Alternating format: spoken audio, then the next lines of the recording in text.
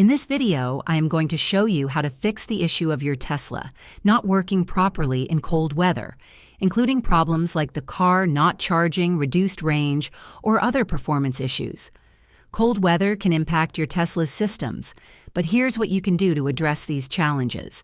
Start by preconditioning your Tesla while it's still plugged in.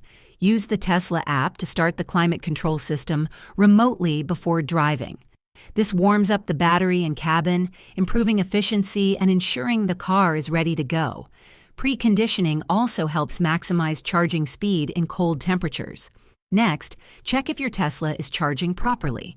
In cold weather, the car may limit charging to protect the battery until it reaches a safe temperature. If the charge rate is slow or not starting, try warming up the battery by enabling scheduled departure or preconditioning in the app. You can also park in a garage or sheltered area to reduce exposure to freezing temperatures.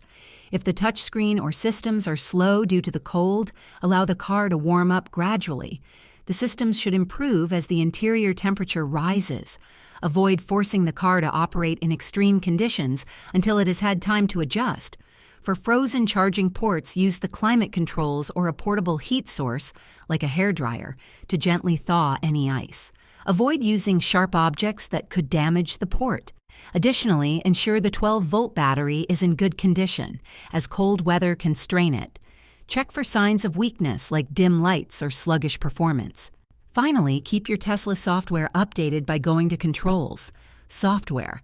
Check for updates as Tesla frequently releases cold weather improvements. If issues persist despite these steps, contact Tesla service for further assistance. If this video helped you fix your Tesla's cold weather issues, please hit the like button and subscribe to the channel for more tips. Thanks for watching, and I'll see you in the next one.